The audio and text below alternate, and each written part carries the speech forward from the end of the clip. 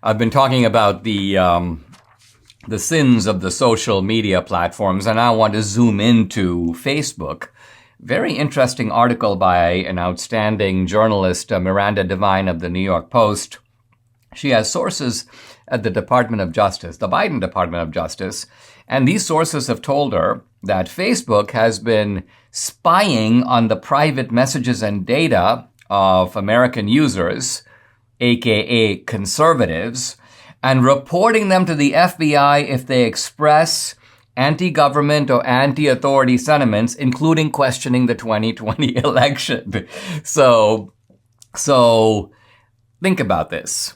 There's no question that if the FBI serves a subpoena on Facebook, Facebook needs to comply with the subpoena. But that's not what Miranda Devine is saying. What Miranda Devine is saying is that Facebook has established a relationship with the FBI in which unsolicited, or at least not specifically solicited, the FBI isn't saying, show me this particular person's content or data. Facebook has essentially turned itself into an instrument of government spying and is feeding or shoveling information from its own platform.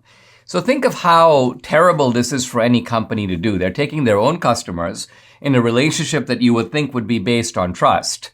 You shop somewhere. Imagine if you went to shop somewhere and you realize that vendor is taking your data, such as it is, for whatever purpose, and sending it over to the IRS or sending it over to the FBI, because that way they can see if, could this guy really afford to buy a Rolex? Well, how much did he pay in taxes last year? This would be outrageous. And yet this exact outrageous conduct is what these platforms are doing. Transmitted this document in redacted form to the Domestic Terrorism Operational Unit at the FBI, quote, without a subpoena. It was done outside the legal process and without probable cause, one of Miranda Devine's sources tells her. Now, the source is not named, and that should be taken into account. Facebook provides the FBI with private conversations protected by the First Amendment without a subpoena. Now, Facebook apparently frames these reports as, quote, leads. So they're the starting point of an investigation. The FBI reviews these and goes, well, this is suspicious. Let's look into this guy. Let's look into that guy. But the point is, and I think this is the significant point, is this is not initiated in these cases it's initiated by Facebook. So Facebook has a domestic spying team. Its target is not Americans, because they're not finding leftist Antifa types, BLM types, we're planning a riot in Portland, let's turn this over to the FBI. They're not doing that. This is targeted at conservatives.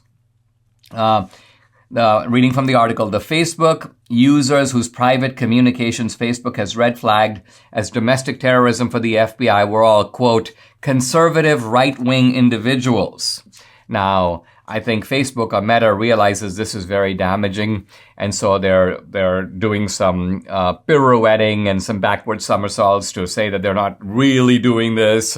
But very interestingly, they first responded to Miranda Devine claiming that her report was false, and then they updated their statement saying it's not false. It's wrong. Now, wrong has a different meaning than false. Wrong means we don't like the fact that you're doing it. It's wrong for you to be publicizing this kind of information, or you, Miranda, have a wrong understanding of what's really going on. But wrong is also another way of saying that the report is true. You are doing this. You may have a different interpretation or a different motive, or think you're doing it for different reasons. We're just trying to comply with the law. We're just taking preemptive steps to make sure that we're not stepping outside the bounds of the law. But again, this is conduct that is being done by Facebook without, apparently, at least according to the article, a subpoena. Now, Facebook has apparently a woman who is a, quote, crisis response expert, who puts out a bunch of, she basically says that we respond to legal requests for information in accordance with applicable law and our terms, and we provide notice to users whenever permitted. So this again seems to me to be a kind of sly avoidance of the issue. Yeah, they do that, but the question is, are they also doing this? And on that, apparently, the crisis counselor at Facebook is tellingly silent.